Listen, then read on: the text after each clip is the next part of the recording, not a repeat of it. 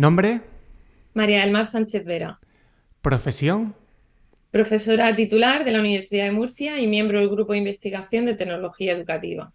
tu lugar favorito, El Mar Menor. tu canción preferida, Ay mamá de Rigoberta Bandini. tu mejor hábito, Pues leer antes de dormir. una cosa que estás aprendiendo, Estoy aprendiendo a improvisar. un libro que recomiendes Pues voy a recomendar la saga de Harry Potter. y una frase que te inspire o te defina. Hay una frase en El Principito que me gusta mucho que dice: eres el dueño de tu vida y tus emociones, no lo olvides, para bien y para mal. Hola, soy José Luis Serrano y te doy la bienvenida a una nueva entrevista en EduHacking, un podcast de educación que va más allá de lo que sucede en las aulas y que tiene como último propósito compartir las claves para que mejores como formador y aprendiz. En este episodio podrás aprender con María del Mar Sánchez, profesora titular de Tecnología Educativa en la Universidad de Murcia y miembro del Grupo de Investigación en Tecnología Educativa de esta misma universidad. Son muchos los temas en los que ha investigado, pero en los últimos años se ha centrado especialmente en temáticas como el pensamiento computacional, la robótica educativa y la formación de profesorado para el desarrollo de la competencia digital, y en los últimos meses especialmente en la inteligencia artificial en contextos educativos. En su web mmarsanchez.es encontrarás interesantes artículos de blog y muchos recursos educativos para pasar a la acción.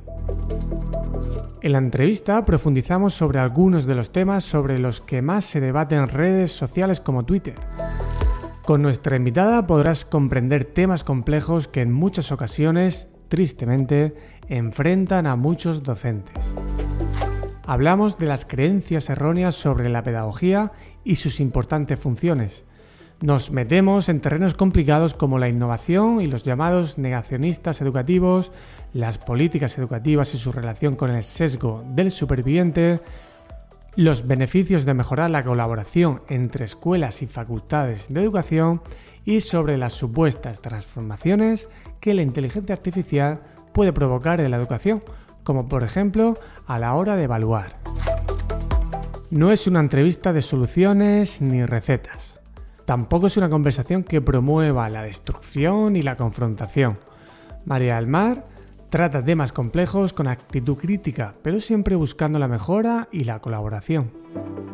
Para mí es ejemplar en estas y otras muchas cuestiones, y sin duda es una de las personas con las que más aprendo y mejor trabajo. Así que puedes imaginar la ilusión que me hace introducir este episodio y dejarte desde ya con María del Mar Sánchez. Muy buenas, Maye. Bienvenido al podcast de EduHacking. Es una ilusión que estés aquí y sobre todo yo sabes que te admiro desde que te vi presentar tu tesis y hay una cosa también especialmente que te admiro, es tu capacidad para estar en redes, para ver la actualidad y ver los temas de debate, meterte en charcos de barro, pero meterte con reflexión y sin buscar polarización. Y es un poco lo que hoy voy a intentar hacer contigo. Los charcos están ahí y ya pues tú te puedes meter donde tú quieras. Si te parece, para empezar, cuéntanos así de forma breve qué ha sucedido o qué está sucediendo en el Twitter educativo durante este curso. ¿Qué temas así grandes han ido pasando? Bueno, yo en primer lugar quería agradecerte que me llamaras para estar aquí porque me hace mucha ilusión. Es un sitio donde ha pasado gente muy, muy grande y estar aquí, además contigo que somos compañeros, pues me hace muchísima, muchísima ilusión. Estoy hasta un poco nerviosa.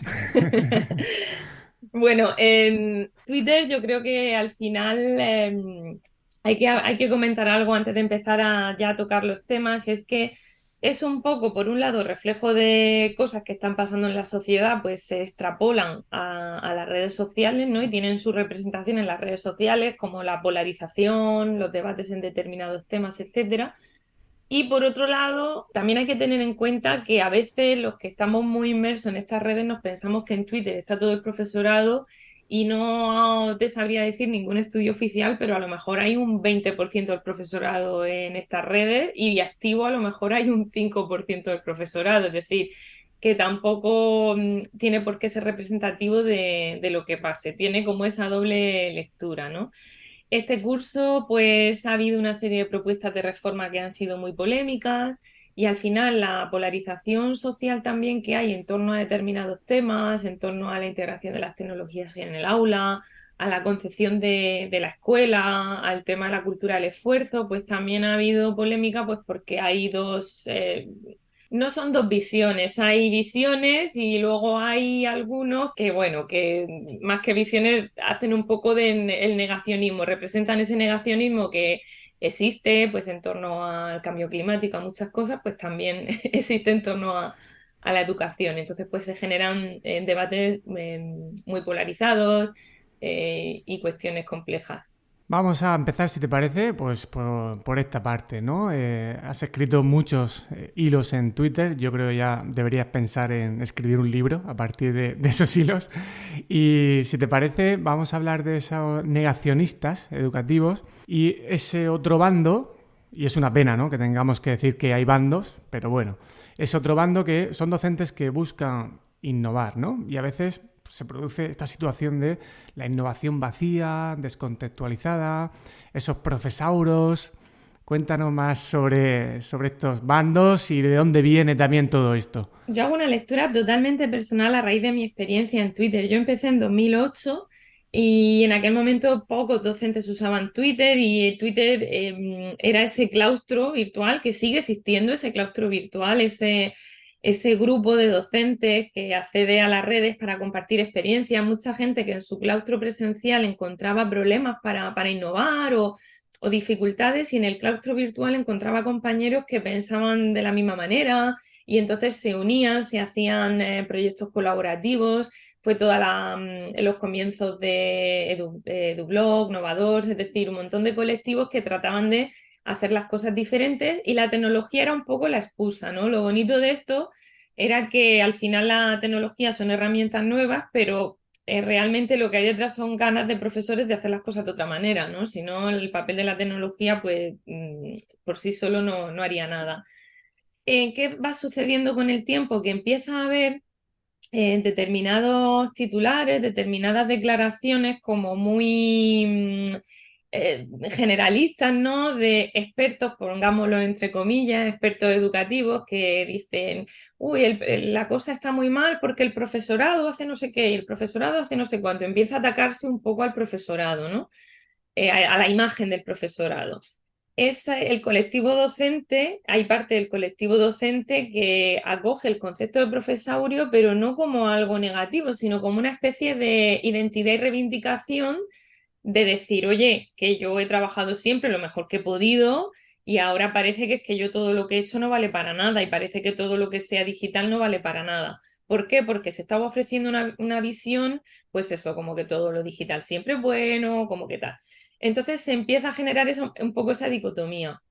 Esa idea del profesaurio, algunos docentes que a lo mejor tienen una visión ya no crítica, sino totalmente destructiva, la cogen y entonces ya directamente empiezan a atacar a la pedagogía, empiezan a atacar a profesores que llevan en las redes muchísimo tiempo compartiendo recursos, eh, te hacen ver como que es absurdo el trabajo que tú haces y empieza a generarse esta situación que es un poquito más incómoda. Además, a mí me llama mucho la atención porque atacan a compañeros y compañeras que son los primeros que han sido muy críticos con la innovación vacía, es decir, cuando desde fuera nos han vendido las bondades de la tecnología sin que hubiera reflexión detrás y sin que hubiera realmente una innovación didáctica desde la tecnología educativa y perfiles muy tradicionales de Twitter, gente muy importante con muchos seguidores, siempre ha criticado esa innovación vacía que nos vendían, que era solo sustituir una tecnología por otra, no era una mejora educativa, ¿no? Entonces me llama la atención que precisamente ellos que han sido muchos de los grandes críticos con esto, ahora sean precisamente los más atacados, ¿no? Y se generan pues conversaciones y situaciones que son un poco incómodas y da mucha pena porque al final muchas veces ves que todos somos parte del colectivo docente. Claro. Yo creo que eso es fundamental, entender que somos, todos estamos en el mismo sitio, da igual la etapa educativa, y que es una pena que haya esa, como tú decías, esa destrucción directamente, ¿no?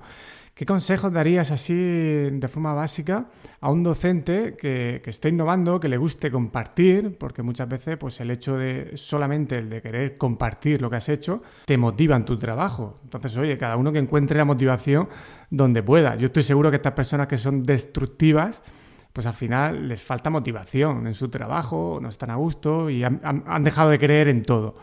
¿Qué le dirías a una persona que a lo mejor está empezando, que quiere innovar y que para ella, pues hacer algo que para los demás está superado, para ella es innovar y lo quiere compartir?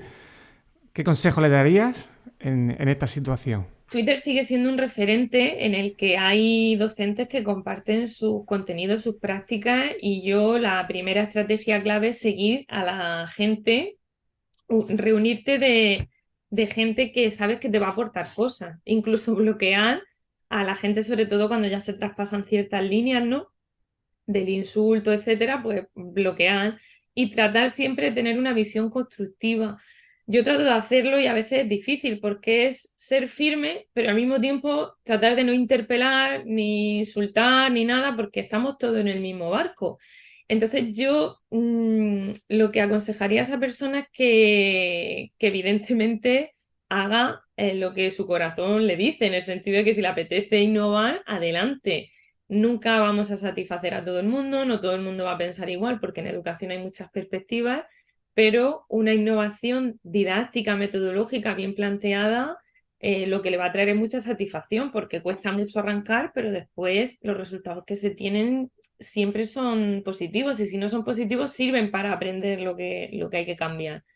Entonces hay una viñeta muy famosa de profesores, ¿no? Dice, ante el fracaso educativo, ¿qué podemos hacer? ¿Quejarnos, seguir haciendo lo mismo de siempre o intentar hacer cosas? Pues tendremos que tratar de intentar hacer cosas. Seguramente a veces no, la barca no llegará a su destino, pero iremos aprendiendo cómo reforzar el barco, ¿no? Para ir consiguiéndolo. Yo creo que es fundamental lo que has dicho, saber a quién seguir, saber a quién dejar de seguir, que no pasa nada por dejar de seguir a alguien, bloquear o lo que sea, y utilizar ese sesgo de grupo a nuestro favor, es decir, crear tu burbuja en la que tú pues, sabes que hay otras perspectivas, pero crear un contexto en el que tú estés cómodo y seas feliz trabajando. En todo esto de la innovación, una de las profesiones criticadas habitualmente somos los pedagogos y las pedagogas. ¿A qué se debe la mala imagen o las creencias erróneas que muchos docentes tienen hacia los pedagogos? Que muchos pedagogos somos docentes también, pero bueno. Sí. A mí me hace mucha gracia cuando dicen, no pisáis aula, y digo, ¿y qué hacemos nosotros cuando, cuando estamos dando clases? Estamos pisando aula. A ver, creo que aquí hay muchas cosas que entran en juego. Por un lado, todo el sistema, cada etapa educativa le echa la culpa a la anterior, ¿no? En universidad le echamos la culpa a secundaria, en secundaria le echan la culpa a primaria, así vamos bajando hasta que le echamos la culpa a las familias. Pero parece que además las facultades de educación pues son como una diana perfecta para culpabilizar de todos los males del sistema, pero creo que parte de no entender, o de quizás también hay una parte de responsabilidad nuestra de no habernos sabido hacer entender. Los pedagogos y pedagogas como colectivo no tenemos el poder que mucha gente piensa que tenemos. De hecho, en las reformas educativas apenas hemos podido realmente participar. Tenemos pocos colegios profesionales comparados con otros colectivos que sí que tienen. Al final los colegios profesionales ejercen esa presión también política, ¿no? Para estar en determinadas cuestiones. Entonces, cuando aluden a que los pedagogos hacen la reforma, ahí ya hay un sesgo de entender que hacemos una tarea que no hacemos. Por otro lado, es verdad que llevamos caminos distintos porque dependemos hasta de ministerios diferentes, las competencias en educación son autonómicas, y si no se crean canales, es muy difícil saltar el muro. Nosotros, y además tú lo sabes porque estás en el equipo de compañeros que nos gusta llamar a las escuelas, irnos a trabajar el pensamiento computacional con ellos, que vengan a la universidad, pero lo hacemos un poco porque nos gusta. O sea, y no debería ser así. Las facultades de educación somos unas facultades muy particulares dentro de la universidad, y se deberían crear canales para que tengamos contacto directo con los centros de formación y recursos, con las consejerías, con los ayuntamientos, con el Ministerio de Educación, porque nuestra docencia, nuestra investigación y nuestra transferencia a veces coinciden en el mismo lugar. Y resulta muy difícil, entonces, claro, yo a veces también cuando dicen es que yo nunca he visto un pedagogo, yo también pienso, tampoco da la ratio pedagogo maestro para que estemos en todos los centros educativos. Pero hay mucho desconocimiento también de lo que es la pedagogía, porque la pedagogía no es solo estar en las escuelas, la pedagogía es asociaciones, empresas, ayuntamientos, investigación educativa, la pedagogía. Realmente cuando se habla de expertos educativos en los medios, y yo me voy a ver el currículum de esos expertos educativos, muy pocos son pedagogos. Y sinceramente los pedagogos somos los que somos los expertos educativos, porque dedicamos muchos años a estudiar y a investigar sobre educación. Entonces, bueno, luego dentro del colectivo pues habrá mejores y peores profesionales como sucede en todas las profesiones. Pero yo creo que lo que hay es mucho desconocimiento mutuo de nuestro trabajo, de lo que somos, y por eso nosotros tratamos de crear canales y puentes, aunque haya algunos que se empeñen en quemar los puentes, pero nosotros los volvemos a construir. Sí, sí, sí, totalmente. Creo que está bien esto de hablar de que es una profesión que es experta en educación y no porque seamos más listos, sino porque acabamos teniendo una formación muy amplia de la realidad desde distintas perspectivas y no somos una profesión que le digamos a los docentes cómo tienen que enseñar, que yo creo que esto años atrás caló y que yo recuerdo, sinceramente, en la facultad, que había docentes, había profesores que nos decían eso, que somos los especialistas en el proceso de enseñanza-aprendizaje y ayudamos a los docentes a hacer mejor su clase. Sí, pero no, tiene un arma de doble filo y yo creo que hay muchos docentes que sienten eso, que estamos en las nubes y que vemos la teoría y que les vamos a decir lo que tienen que hacer. Entonces, claro. Claro, pero además eso creo que ha creado un problema y es que también acuden a nosotros a veces en búsqueda de recetas.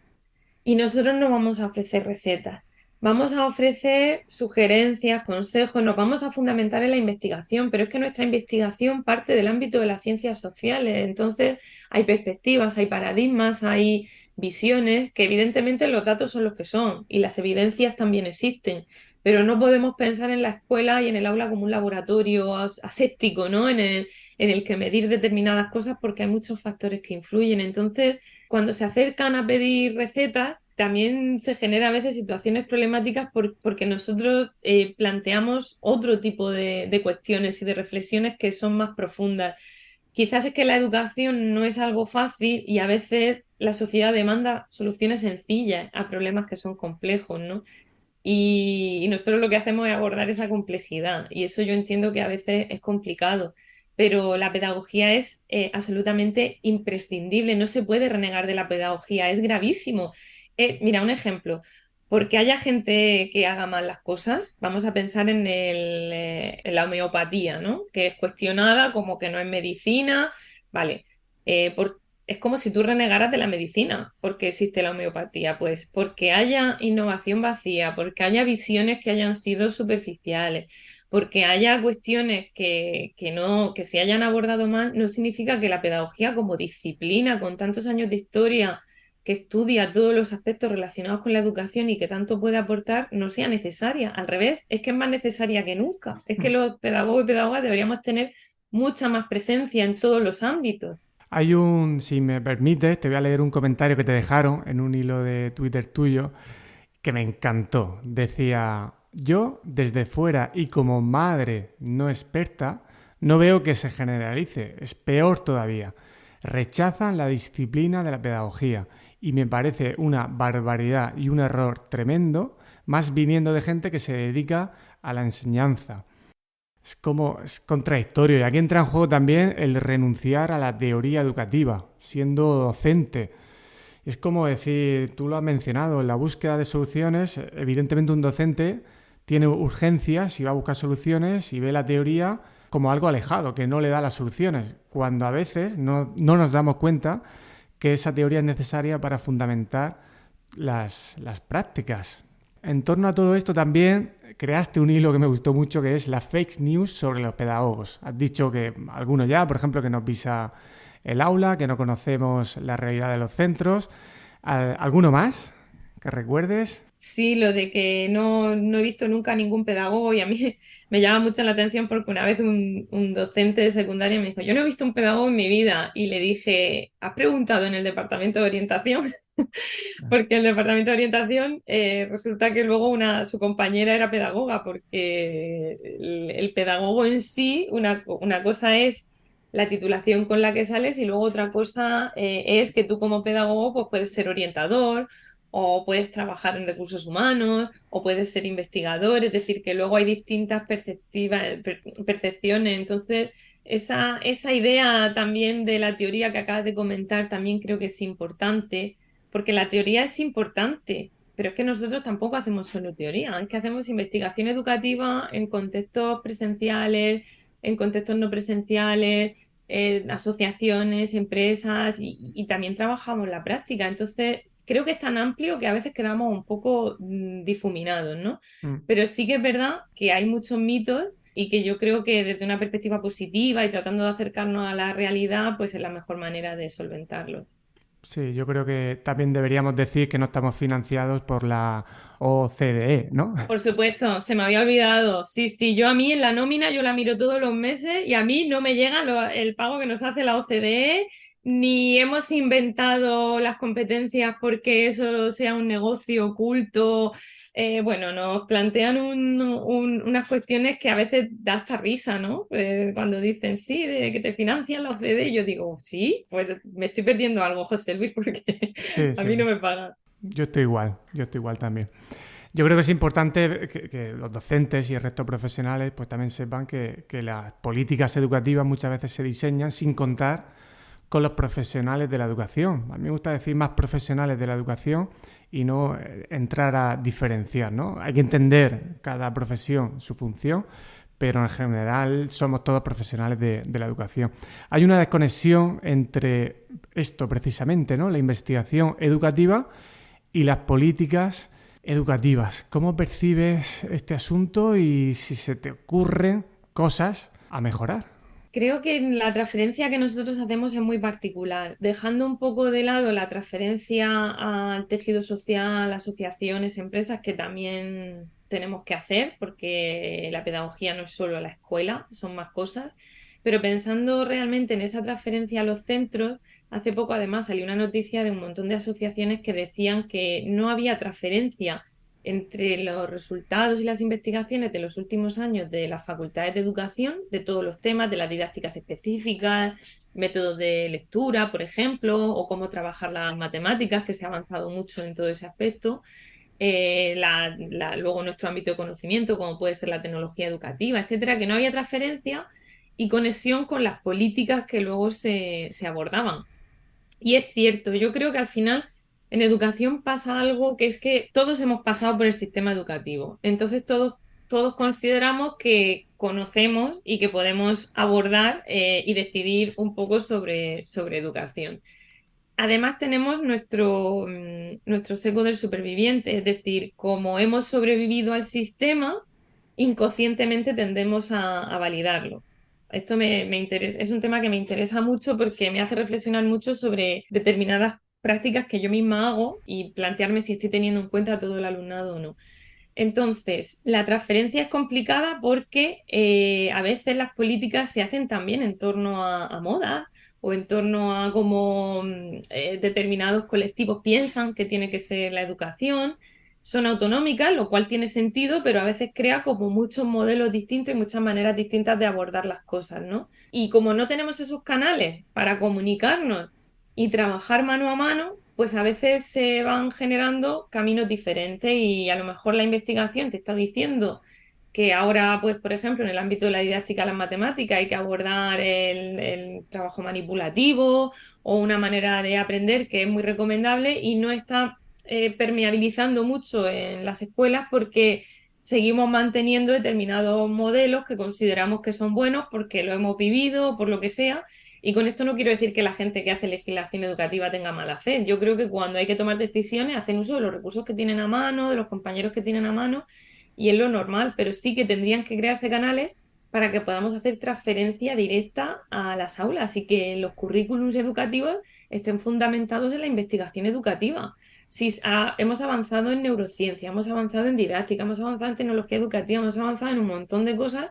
Hay mucha gente, de hecho, en la red que aprende mucho y dice, madre mía, pero esto ¿por qué no se está viendo en las aulas? Y es porque los docentes también necesitan que existan esos canales y que podamos contactar con ellos.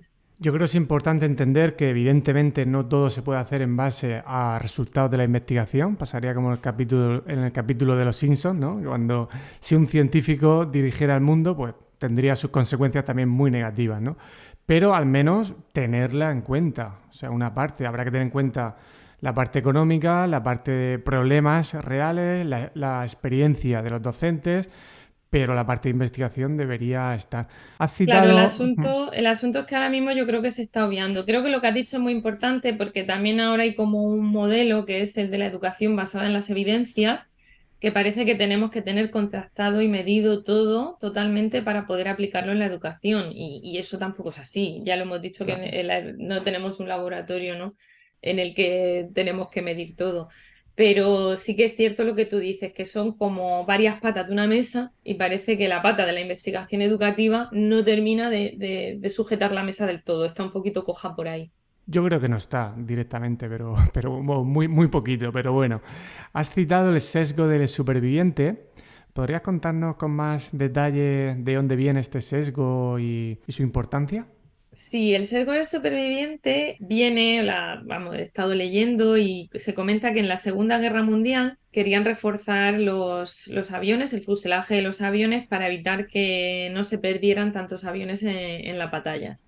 Entonces, pues se contrató a un grupo de gente y propusieron reforzar los lugares donde encontraban que había disparos. Es decir, si el avión llegaba con un disparo en las alas, pues decían, bueno, tendremos que reforzar las alas, que es donde el avión recibe disparos. En la cola no, porque en la cola no ha recibido ningún disparo. Y un matemático dijo, no, no, os estáis equivocando. Lo que hay que reforzar es la cola, porque estamos analizando solo los aviones que vuelven. Por lo tanto, si todos los que vuelven no tienen ningún disparo en la cola, es porque a los que les pegan un disparo en la cola caen al mar y no vuelven, ¿no?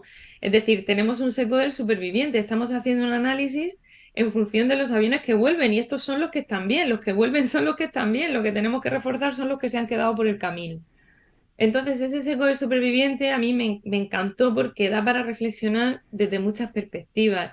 Da para reflexionar sobre nuestra propia profesión docente. Todos los docentes tenemos seco del superviviente porque lo habremos tenido mejor o peor, más fácil o más difícil, pero somos caso de éxito del sistema educativo porque hemos llegado casi a lo más alto en el sistema educativo que llegar a ser profesor o profesora. Por lo tanto, vamos a validar inconscientemente prácticas docentes que no nos damos cuenta que dejaron a muchos compañeros atrás. Porque si pensamos en las tasas de abandono temprano, han ido mejorando cada año, pero son elevadas. Y en nuestra época, cuando yo era adolescente, dejaban a mucha gente fuera. Entonces, no estamos teniendo en cuenta que los métodos, la educación que nosotros hemos vivido, en cierto modo, la estamos validando porque tenemos nuestros propios secos. Y luego hay otro aspecto que me interesa mucho también del seco del superviviente, que no sé por qué todos los ejemplos lo ponen de guerras mundiales. Este con la Primera Guerra Mundial, en el que decidieron poner casco, el casco Brody se llamaba, casco así de lata, así de mitad de cabeza, a los soldados. Y entonces empezaron a llegar más soldados a los hospitales. Y entonces hubo gente que dijo, el casco no funciona porque tenemos más heridos. Y el planteamiento fue, bueno, es que tenemos más heridos, el casco funciona, porque esto antes se quedaban en el campo de batalla. Entonces tenemos un índice de abandono escolar temprano muy alto, pero es verdad que ha ido reduciéndose durante este tiempo. ¿Qué está pasando? Que hay una percepción del nivel, es muy común escuchar el discurso de es que el nivel es peor, el nivel es peor. No es que el nivel sea peor, es que aunque seguimos teniendo un abandono educativo elevado, estamos logrando mantener a estudiantes dentro del sistema que antes se iban. Tenemos muchos heridos que están llegando al hospital, lo que pasaba con el casco. Entonces, tenemos que plantearnos qué vamos a hacer con esos heridos. cuando estamos hablando de educación básica y obligatoria, el reto del sistema no debería ser expulsar a la gente, debería ser mantenerlo lo máximo posible y darle toda la formación posible antes de que se vayan. Entonces, esa idea de que el sistema está peor y tal, no es que a lo mejor antes también estábamos los que no recibíamos ningún tiro. Y ahora tenemos a los que están recibiendo tiro y vienen con daño y tenemos más atención a la diversidad y tenemos... ¿Por qué? Porque en cierto modo lo estamos de alguna manera, mejor o peor, pudiendo mantener en el sistema. Entonces, ahora tenemos que decidir si los tratamos en el hospital en vez de promover a lo mejor que vuelvan al campo de batalla con esas heridas. Totalmente. Yo creo que también cuando vemos algo que a nosotros nos funcionó del sistema y de lo que nos ha venido bien, nos cuesta luego, desde otra posición, cambiarlo. Porque a lo mejor creemos que no, es que esto hay que pasar, todo el mundo tiene que pasar por ahí. Claro, como tú has tenido éxito ahí, pues ahora que todo el mundo pase por ese sistema, a lo mejor a ti te funcionó, pero a la gran mayoría no. Y si es obligatorio, yo creo que hay que tener en cuenta que estamos obligando a que todos y todas estén ahí. Entonces, a veces los objetivos de cada etapa educativa, pues yo creo que empiezan ahí los problemas, la visión. No podemos tener un sistema educativo que cubra máxima calidad a nivel de rendimiento académico y máxima calidad a nivel de inclusión. Yo creo que esas dos cosas a la misma vez, yo difícilmente De todas lo formas, veo. eso es un debate que también se da mucho en redes, que es el tema del nivel y la cultura del esfuerzo. Es un debate muy interesante porque parece que cuando los que defendemos esta visión amplia, ¿no? de la escuela, de la etapa obligatoria, de que es un servicio público que tenemos que dar, parece que estamos en contra del esfuerzo, del conocimiento, y, no, y eso no es así, porque realmente ningún docente va a estar en contra del esfuerzo. Todo lo primero que tratamos es de ayudar a nuestros alumnos a que se esfuercen, pero también tienen que aprender a saber cómo esforzarse, ¿no? Pero la cultura del esfuerzo no es justa porque, en cierto modo, lo que esconde es que estamos culpabilizando al alumnado. Es decir, cuando decimos que no se esfuerza lo suficiente, que sí, que tendremos alumnos que se esfuercen poco, todos lo hemos vivido y todos nos hemos quejado de estudiantes de ese tipo. Pero cuando de manera general decimos el problema que hay hoy en día es que ya no se esfuerzan como antes, lo que estamos haciendo es quitarnos responsabilidades, porque como es el alumno el que no se esfuerza, pues yo como sistema no estoy mal. Pues a lo mejor lo que tendremos que ver es cómo conseguir que ese alumno se esfuerce y además hay que entender que no todos parten del mismo punto de partida. Hay una cuestión muy clara con todo el debate de los deberes y todo eso, y es que no es lo mismo una casa en la que los padres podemos apoyar a nuestros hijos que donde no pueden por cuestiones de trabajo, por cuestiones económicas, por lo que sea. Entonces, ¿quién se está esforzando más ahí? ¿No? Claro. Es un debate que es también ideológico. Entonces, no es que estemos en contra de la cultura del esfuerzo, es que tenemos esa visión amplia de la escuela como servicio público y de entender que siempre tenemos que tratar de preguntarnos de qué manera podemos mejorar la vida de nuestros estudiantes y también saber que hay sitios a los que no podemos llegar porque hace falta también muchos servicios sociales y mucha ayuda, porque hay situaciones a las que la escuela no puede llegar. Claro, si en estas etapas nos fijamos más en el punto en el que todos tienen que llegar y no nos damos cuenta de que todos no parten con las mismas cartas de juego, pues ahí surge ese problema, que deberíamos pensar más en la progresión que tiene cada uno en función de las cartas que tiene. Yo te habrá pasado también, seguramente, que te lleguen alumnos, alumnas que te digan, yo es que José Luis me he esforzado mucho. Yo siempre les digo, no lo pongo en duda, pero ahora cuéntame cómo te has preparado la asignatura. Y te das cuenta que es que no saben, no tienen estrategias de aprendizaje. Y a lo mejor se han machacado, pero es que preparar una maratón no es entrenar 8 horas todos los días y dejarte la piel cada minuto, no, es entrenar de una determinada manera, menos tiempo, variando el entrenamiento, diferentes cuestiones.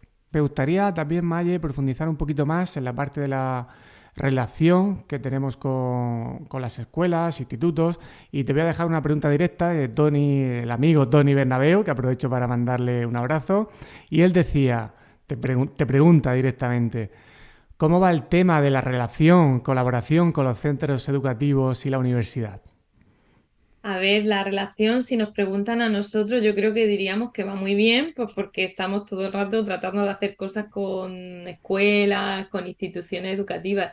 pero es verdad que lo hemos visto ya, hay un problema de relación claro y, por ejemplo, yo creo que una gran pérdida fueron los programas 3, El si no 3 recuerdo mal programa que se 3 sí. llamaba, que eran unos proyectos los que tú podías vincularte con un centro o con una serie de centros para hacer un proyecto educativo.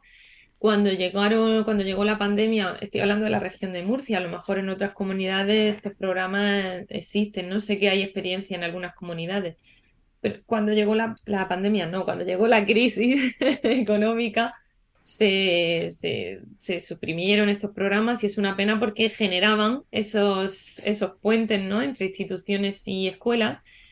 Y a mí me encantaría, independientemente de que los que nos gusta vamos a seguir yendo a los colegios y vamos a seguir invirtiendo nuestras propias asignaturas, porque yo creo que es importante decir a la gente que nos siga en redes y que ve las cosas que hacemos con los centros educativos, que lo hacemos en el marco de nuestras materias, de tratar de hacer nuestras materias más prácticas, las vinculamos en realidades, tratamos de hacer aprendizaje-servicio y vincularlas a las realidades de un centro educativo para la formación de los maestros y maestras, pero no está gestionado. Ahora vamos a tratar de ponerlo más claramente como una vía de transferencia y vamos a tratar de darle entidad, pero es algo que hemos hecho por amor al arte, básicamente. Entonces, yo recuperaría los programas 3, permitiría hacer cosas que a lo mejor os pueden parecer un poco locas, pero a mí me encantaría como hacer estancias y coger un cuatrimestre y que tú, Te una vayas a vez un has colegio, terminado, claro, te vayas a un claro, colegio. No quieren que claro. pisemos aulas, pues que nos reciban.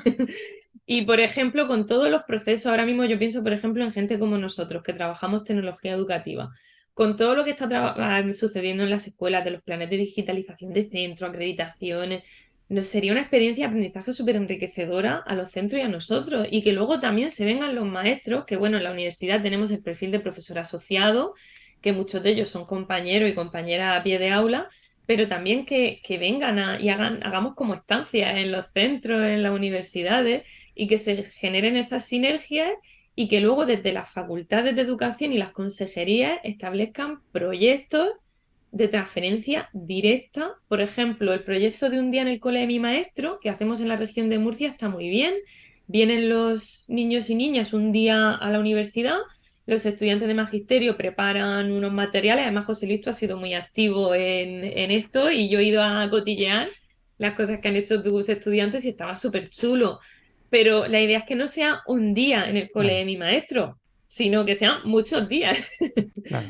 Y que se reconozca esa labor, porque al final nosotros estamos muy motivados, pero es verdad que genera un desgaste, te quita un tiempo que luego estás quitando a tu tiempo libre o a otras actividades por las que te están pagando. Entonces hay que encontrar un equilibrio entre lo hacemos porque nos gusta y creemos en esto y porque mejoramos nosotros como profesores de universidad y vemos que nuestras asignaturas mejoran, porque cuando haya docentes que piensen que, oye, la formación que dan en la universidad, en la facultad no vale para nada, que sepan que con estas acciones la pueden mejorar, porque utilizamos recursos pensados para estos maestros y utilizamos materiales creados por maestros, es decir, que hay una relación más intensa de lo que parece. Lo que pasa es que hay que rascar y ver cómo conseguirlo y ver cómo conseguir 100 euros para que paguen el autobús, para que venga a un colegio. Es todo muy, muy, muy trabado, ¿verdad? Creo que has dicho una cosa súper importante y yo lo voy a destacar porque creo que es importante entenderlo. Yo empecé a hacer de manera particular, a ver, yo he trabajado, además esta línea la trabajo mucho contigo, con Isa Solano. Isa Solano ya trabajaba con Salomé Recio desde hace mucho tiempo, tenían esa visión muy clara las dos de la conexión escuela-universidad y fue un poco lo que nos encendió el chip a todos para eso ampliarlo. Pero es verdad que yo empecé a poder dedicar tiempo a esto una vez fui titular. Claro, De hecho, fue mi proyecto de titularidad, claro. la experiencia de aprendizaje-servicio con pensamiento computacional y robótica. Y después, una vez ya era titular, lo que hice fue ponerlo en práctica. ¿Por qué no lo pude hacer antes? Porque en la universidad tenemos una serie de cuestiones que tenemos que ir cumpliendo para poder tener un trabajo que pasa por publicar artículos científicos en revistas de impacto, tener proyectos de investigación, tener capítulos de libros en un mundo cada vez más competitivo en el que cuenta más la cantidad que la calidad.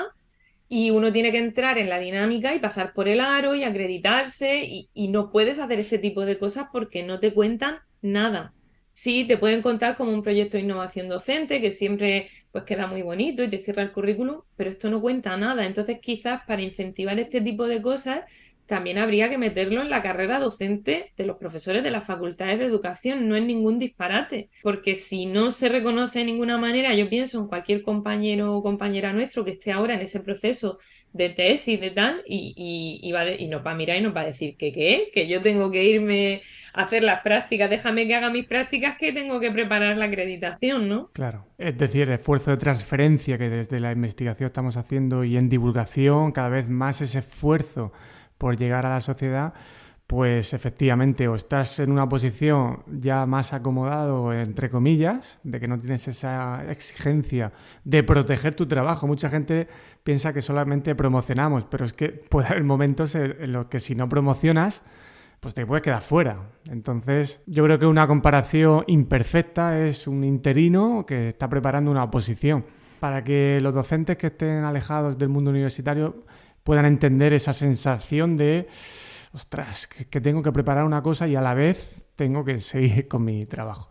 Vamos a hacer un giro, si te parece, para ir a un tema que creo que te ha mantenido un poco ocupada últimamente, que es la irrupción de la inteligencia artificial en educación y especialmente con ChatGPT. Antes de nada, ya han pasado unos meses, creo que ahora ya hemos tenido más tiempo de ver las cosas con otra visión probablemente.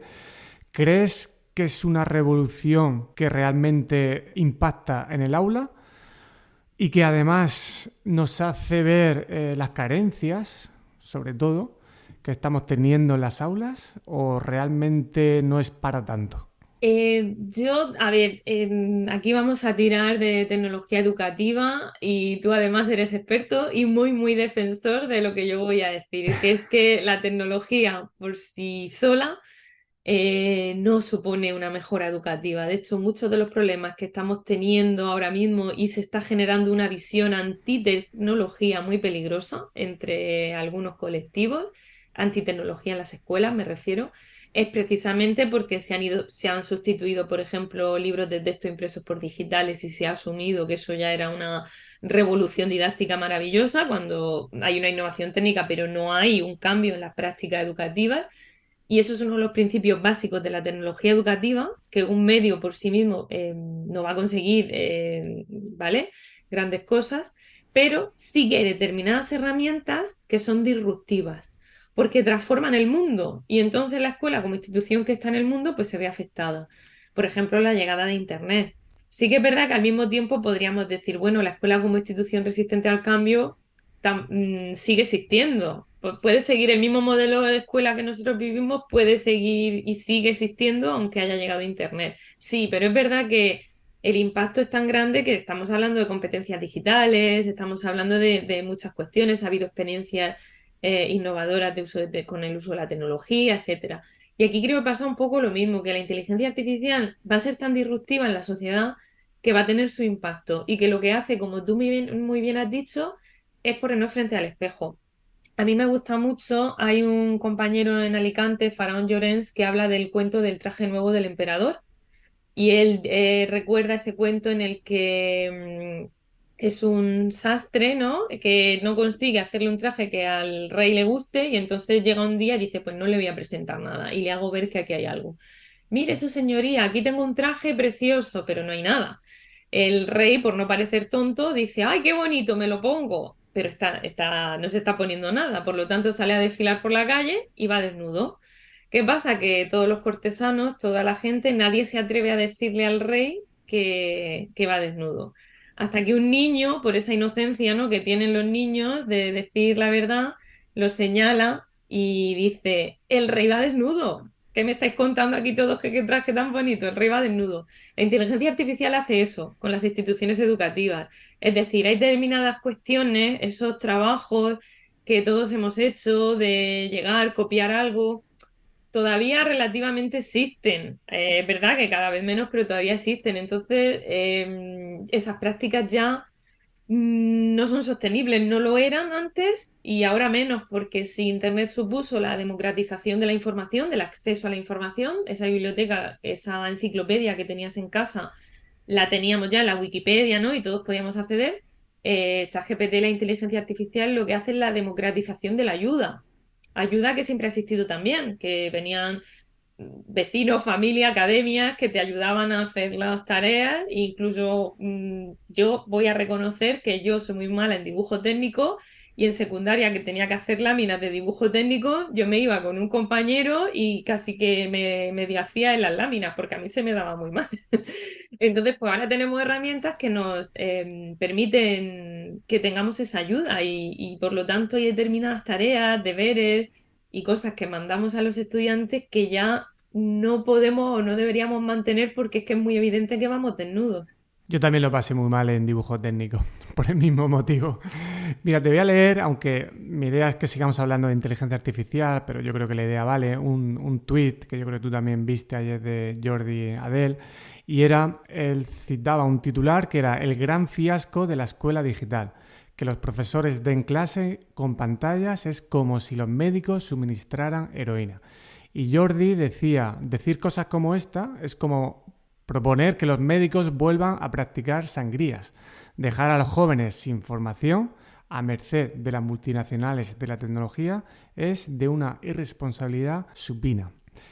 ¿Debemos o tiene sentido limitar el uso de la inteligencia artificial? A ver, una cosa es regularlo y todos los aspectos éticos y de hecho las instituciones están en ello, en regularlo, en ver cómo trabajarlo y otra cosa es prohibirlo.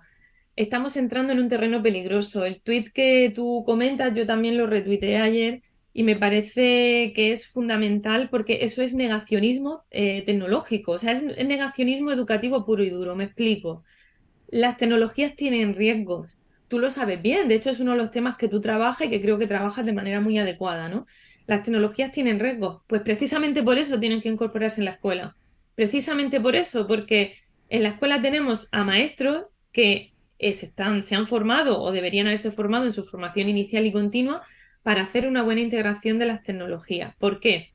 Si no incorporamos las tecnologías en la escuela, estamos dejando a los estudiantes a merced de las grandes tecnológicas y de otros intereses que vayan más allá, ¿no? En el uso de la tecnología. Los estamos dejando indefensos en un mundo en el que los algoritmos controlan nuestra toma de decisiones. Los estamos dejando indefensos en cuestiones que van a influir directamente en su vida profesional, personal, etcétera. El problema es que cuando tú lees estos artículos que se han generado y que vienen mucho a raíz de la famosa noticia de Suecia, de que van a volver a los libros de texto impresos, cuando salió esa noticia, yo me fui a ver la noticia. Realmente es que la ministra habla de que pusieron libros de texto digitales y que se han dado cuenta que leer es mejor en papel y que para hacer los deberes y hacer exámenes era mejor el papel. Y yo digo, pues mira, a lo mejor hasta estoy de acuerdo. Es que el tema está en que a lo mejor la integración de la tecnología no es sustituir un libro de texto impreso por uno digital, que con esto no quiero decir que no haya materiales digitales de editoriales súper bien planteados de una manera dinámica y que hagan un buen planteamiento didáctico de esas herramientas. Pero yo creo que todos entendéis por dónde voy, ¿no? A la sustitución de un medio por otro, pues si evidentemente tú lo que quieres es mantener la misma estrategia metodológica, no es necesario tampoco cambiar de recurso. Entonces, ¿qué pasa? Que eso que ha pasado en Suecia, algunos lo cogen y le están dando vueltas para generar un discurso antitecnología total que es súper peligroso. Por los motivos que he dicho, porque los estudios nos dicen que cuando la tecnología se integra bien, lo que hacemos es que los niños y niñas entienden todos los aspectos relacionados con la competencia digital, que hay unos intereses, que hay unas personas detrás, lo que son los algoritmos, cómo funciona la tecnología. No todos vamos a tener padres que sean gurús informáticos, que nos vayan a poder enseñar a programar como ellos quieran, ¿no? Entonces, incorporar la tecnología en el aula es fundamental para también hacer un mundo más inclusivo, porque hay muchos programas y mucha inteligencia artificial que tiene sesgo porque solo la crea un grupo de personas.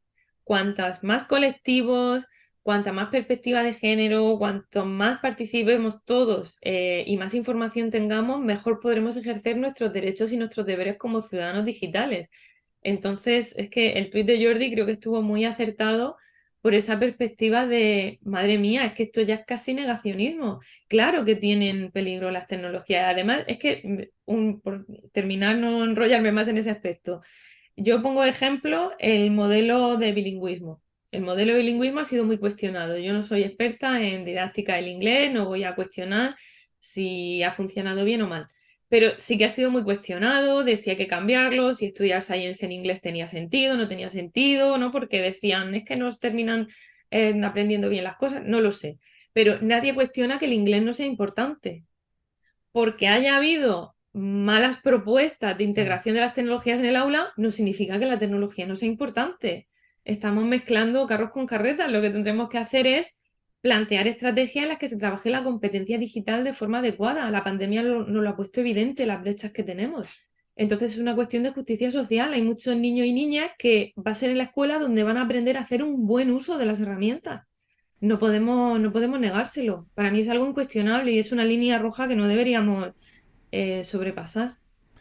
Yo creo que hay una idea fundamental que es evaluar estas prácticas y ver en qué circunstancias hay cosas que funcionan y hay cosas que no funcionan. Pero como tú decías, si algo no funciona en un contexto, ahora no coger la idea radical y tacharlo todo, porque y en los países que sí está funcionando tendrían que salir titulares ahora en los que sí se están haciendo cosas y hay beneficios. ¿Qué pasa con Suecia? O sea, Suecia ahora es el modelo a seguir en todo. Sí, de hecho, los docentes que yo conozco que considero que mejor utilizan las tecnologías en clase, ¿no? Estos compañeros que conoces y que ven lo que hacen en sus aulas y te quedas sorprendida. Yo que me gusta mucho acercarme a educación infantil, la tecnología no sustituye ningún recurso manipulativo, los niños siguen escribiendo, los niños siguen utilizando la plastilina, los niños siguen trabajando la psicomotricidad y en un momento determinado la tecnología lo que hace es añadirse a esa gran caja de recursos que nosotros tenemos. Pero cuando yo veo el titular de vamos a volver a la memorización, a los libros de texto y a la caligrafía, yo lo primero que me pregunto es, ¿pero es que se han ido? Porque, porque es un sistema que todavía pervive. Y luego, por otro lado, ¿por qué tenemos ya esa idea de lo pasado siempre fue mejor, ¿no? Conecta con lo que hablábamos antes. Lo pasado siempre fue mejor. No, estamos en contextos diferentes, habrá que ver que nos vale de lo que teníamos, que no nos vale, y entender que las herramientas, lo que vienen en las herramientas y estrategias es a completar como dos cajas, una de estrategias y otra de herramientas, para que tú luego crees tu puzzle docente, pero hacer esa visión malvada de la tecnología, creo que lo que está haciendo es culpabilizar, es una cabeza de turco, porque podemos echar la culpa a la tecnología y eso nos evita tener que pensar en otras cuestiones que a lo mejor tendríamos que replantearnos, ¿no? Sobre qué estamos haciendo mal. Totalmente de acuerdo. Como decía Paco Martínez en la entrevista que le hice, echamos la culpa a la tecnología cuando algo no funciona, pero luego acudimos a ella cuando tenemos problemas.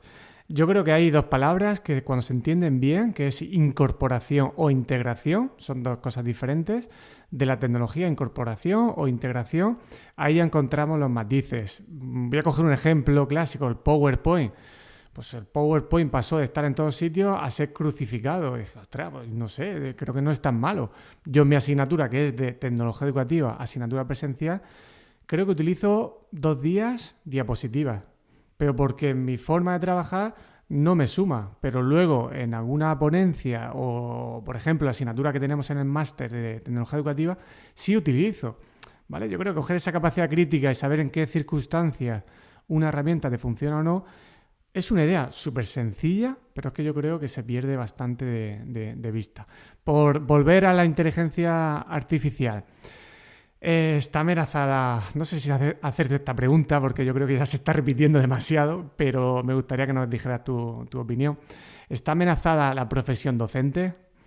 La profesión docente no está amenazada, pero a mí una de las cosas que me gusta de la tecnología educativa, el otro día lo comentaba, es que nos está sirviendo un poco de excusa para decir lo que siempre hemos dicho en tecnología educativa, que es porque esto que yo voy a decir lo decía Antonio Bartolomé con el uso del vídeo. Un buen docente no puede ser sustituido por un vídeo, pero si tu perspectiva docente es de mera transmisión de información, los recursos tecnológicos nos dan ya 20.000 vueltas.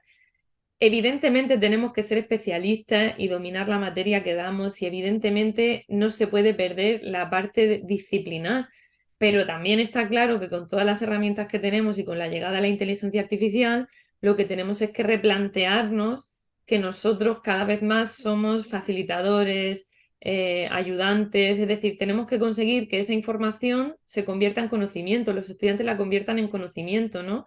Y nuestro rol se transforma. Si entendemos que nuestro rol se transforma, se hace más importante que nunca, porque todo lo que pueda ser automatizable sí podrá ser sustituido, pero muchas de nuestras tareas no pueden ser automatizadas. Y todo el pensamiento crítico, la capacidad de ayudar, tutorizar, entender, todo eso forma parte de la profesión docente. Ahora, los compañeros que piensen que su trabajo no es ese, que su trabajo es esa parte informacional, técnica, pura y dura, pues sí que no es que se vean amenazados, es que van a ser muy evidentes por volver a lo que comentábamos al principio, que el rey va desnudo, ¿no? Yo creo que hay un tema estrella que siempre provoca muchos debates y hay mucha dificultad de hacerlo, que es cómo evaluar.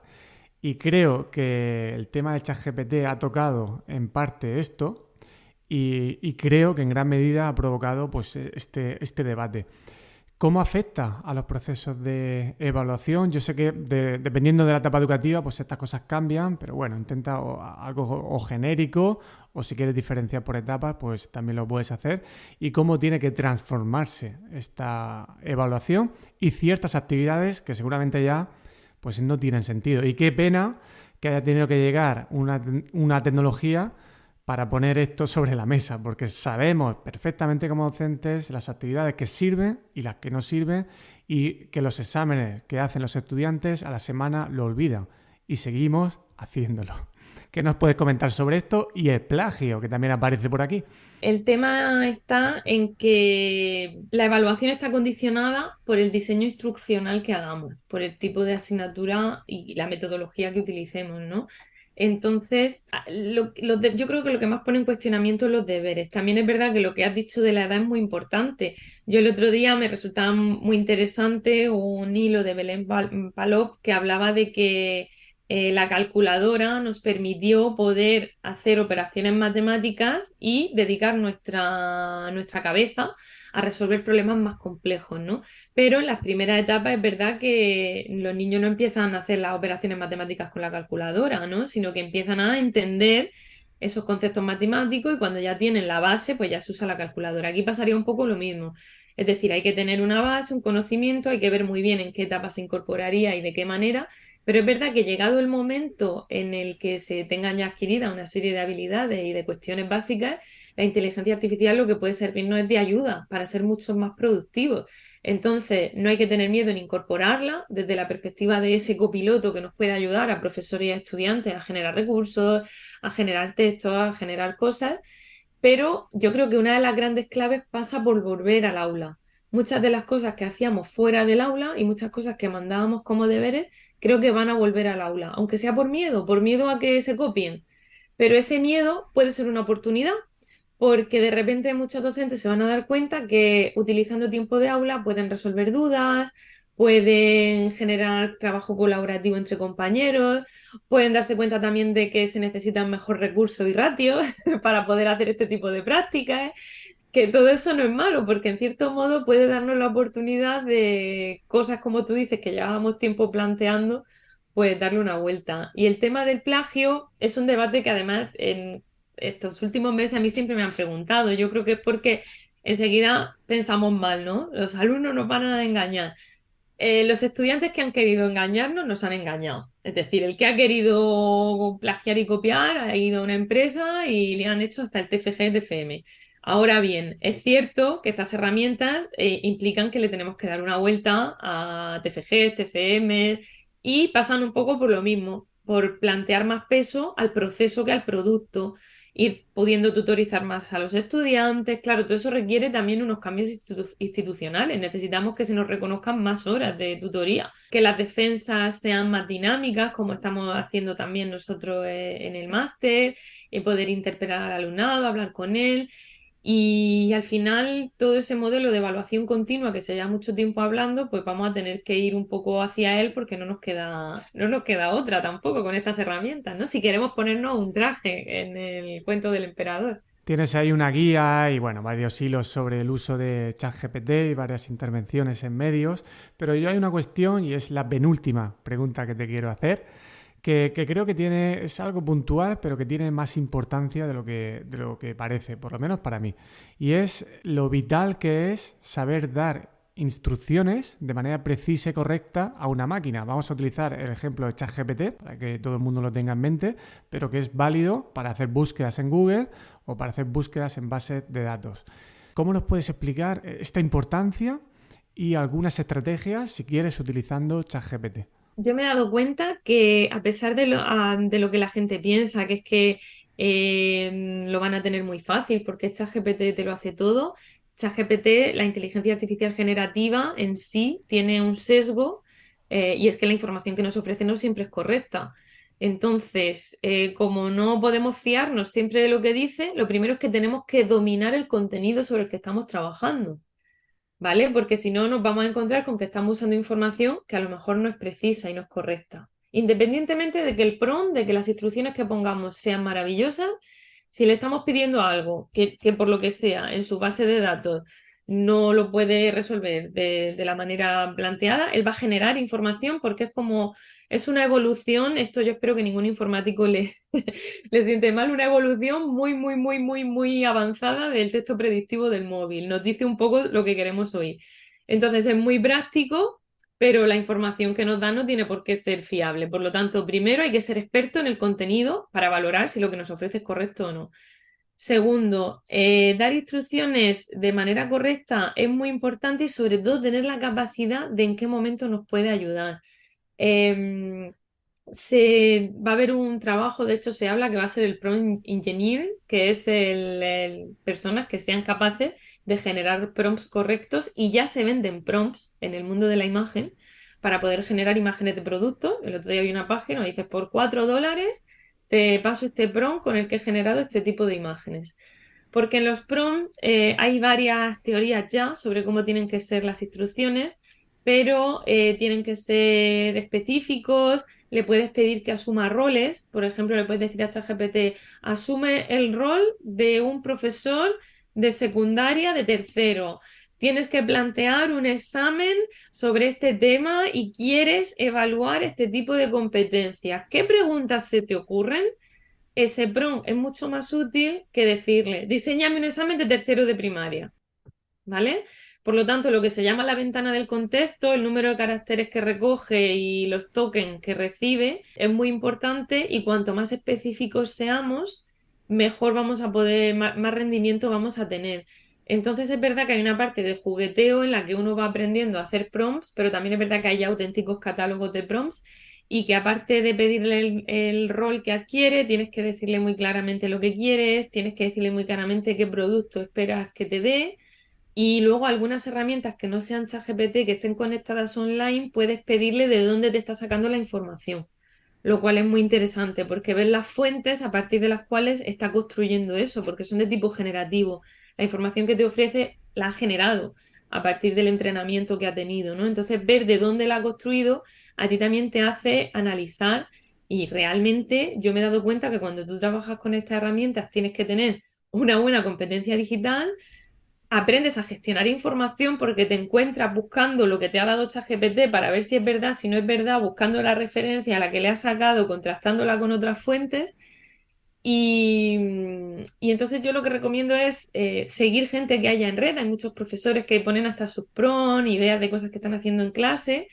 Y también juguetear, ir pidiendo cosas, ver cómo te ofrece una cosa de una manera, otra de otra manera. Y creo que es una nueva habilidad que los docentes vamos a desarrollar. Dejaremos de hacer unas cosas y haremos otras, que es algo que el avance tecnológico conlleva de por sí, ¿no? A la humanidad, que dejamos de hacer unas cosas, pero hacemos otras. Y en esto además trabajas la creatividad un montón, porque te encuentras a ti misma dándole vueltas a la cabeza a ver de qué manera consigues eso que quieres conseguir y que no terminas de dar con la tecla. Sin duda, nuevas habilidades, otras que se refuerzan y otras que se van, pero yo siempre veo que debajo está ese pensamiento crítico, ese gusto por hacer las cosas con calidad, decir, llegar a la verdad más próxima, decir, pues este contenido realmente es fiable. Y es cierto lo que has dicho, cuando sabes de un tema y preguntas, pues ves ahí, no es que sean fallos del sistema, pero ves que está incompleto, pues ves que no está encontrando la información que tú como especialista en ese tema sabes que existe y pues que no recoge todo.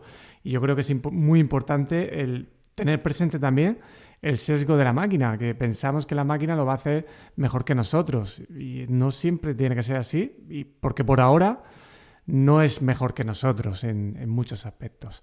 Muy bien, para finalizar, no sé cómo lo vas a hacer porque hemos hablado de temas diferentes, pero yo te lo voy a lanzar porque ya es tradición aquí. En un minuto aproximadamente, ¿qué mensaje central lanzarías a la audiencia de todo lo que hemos comentado? Estudia pedagogía. Muy buena, no sabía por dónde ibas a salir, pero es A una ver, buena salida. la pedagogía es transversal a todo, la tecnología educativa. A ver, para mí la clave está en trata de construir, no de destruir. Trata de seguir a gente como muchas asociaciones, muchos colectivos, como el colectivo Dime, donde hay gente muy interesante que aporta visiones muy enriquecedoras también sobre la educación. A cualquier investigador del grupo de investigación de tecnología educativa, que somos gente fantástica y que tenemos una visión muy constructiva. Trata de seguir a gente que te aporte. Trata de reclamar que haya canales de comunicación y de transferencia entre las escuelas y las facultades sin cargarte la profesión de compañeros que estamos tratando de hacer nuestro trabajo lo mejor posible. Y sobre todo, ten en cuenta la visión y la importancia de la educación como disciplina. Y mira siempre detrás. Yo creo que una clave es rascar un poco. Cuando vemos esos titulares, ¿no? de los libros de los libros de texto, de volver al pasado, rascar un poco en lo que hay detrás, en quién lo ha escrito, en quién consideran esos medios expertos educativos y tratar de desarrollar una visión crítica propia. Es verdad que parece que también, como que hemos dicho, que hay que meterse en una burbuja en las redes sociales. Creo que hay que bloquear a los trolls, a la gente que insulta. Creo que es bueno tener a gente también que piensa diferente a ti para no radicalizarte y poder ver distintas perspectivas. Pero sí que es importante crear y construir con quien quiere hacerlo, incluso aunque tenga visiones distintas. Entonces, desde esa perspectiva, pues adelante y siempre con la pedagogía como referencia, porque si no hacemos nosotros pedagogía, van a venir otros a hacérnosla. Y Claro. ahí es donde está el riesgo. Sí, no van a hacer pedagogía, van a hacer que hacen pedagogía. Exactamente, muy bien apuntado.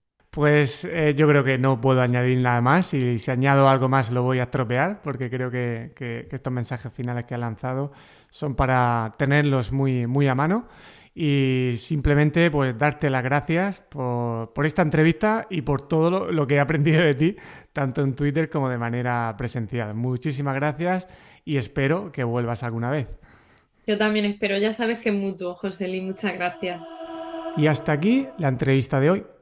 Te adelanto que en el próximo episodio podrás aprender más sobre inteligencia artificial con Carlos González, catedrático de universidad en la Escuela Superior de Informática de la Universidad de Castilla-La Mancha y director académico del Vicerrectorado de Transformación y Estrategia Digital. Si quieres ayudarme a que el podcast llegue a más personas, te animo a que te suscribas gratis desde tu plataforma de podcast favorita y lo recomiendes a tus conocidos y colegas de profesión. Recuerda que puedes seguir las novedades desde la newsletter o el canal de Telegram de EduHacky. Tienes todos los enlaces en las notas del episodio. Cuídate mucho y hasta la próxima.